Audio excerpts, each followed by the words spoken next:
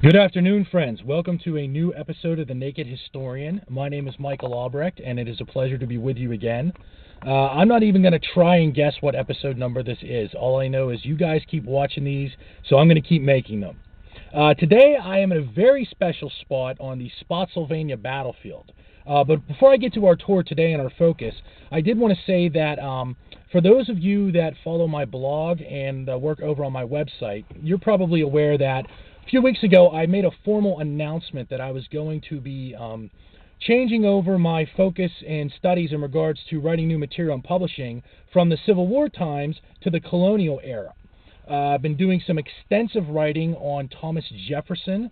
I had a brand new feature appear in the new January-February issue of Patriots of the American Revolution, which is getting some very good feedback.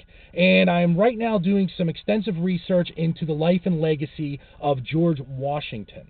Why am I saying this? Well, I'm very excited. In a couple upcoming episodes of The Naked Historian, we're going to leave the 1800s and take a step back to the 1700s, and I'm going to take you guys to some very special off-the-beaten-path sites in regards to the colonial era. Of course, here in Fredericksburg, we're very blessed to be saturated with Civil War sites, but we also have some wonderful sites from the colonial times that deal with our founding fathers. Ferry Farm, which was the childhood home of George Washington, is a very popular attraction here, as well as Kenmore Plantation, Chatham Manor. The Thomas Jefferson statue for his writing of the Statute of Religious Freedom is also located here, along with some other James Monroe-related type sites. So I'm going to be mixing in some sites from my new focus, as well as I will continue to do sites, of course, from the Civil War era. Today we are at the Spotsylvania battlefield, which is one of the four battlefields that we are very blessed to have here in the Fredericksburg, Spotsylvania area. And what's really cool about being the Naked Historian and what's really cool about living here is I was simply running a few errands and took a trip to the dump to drop off some garbage, and I said, you know what, instead of making a left and heading straight home, I'm going to make a right, roll down the road to the battlefield and shoot an episode of The Naked Historian. So I'm very lucky to live where I live, and I'm very happy that I get the opportunity to share some of these places with you. National Park Service has told me that, Spotsylvania Battlefield is probably, out of the four, the most prized because it is the most untouched.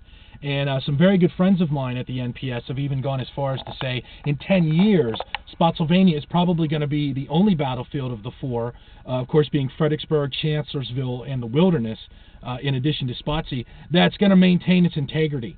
It is an absolute beautiful battlefield, and once you get off of the main road into the entranceway, it is really like stepping back in time. I can only compare it to Antietam, in the sense that, everywhere you look for 360 degrees, on most of the major spots of this battlefield, there is nothing modern that you can see. There's no signs sticking up.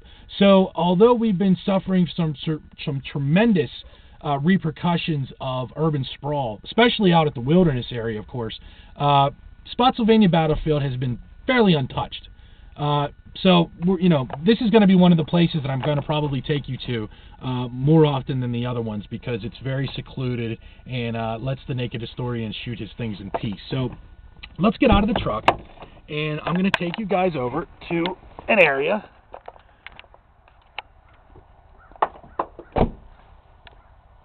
where we have some examples of some trench works. Now, these are the Confederate trenches. I'll show you guys the sign here. Confederate trenches that made up Lee's final line.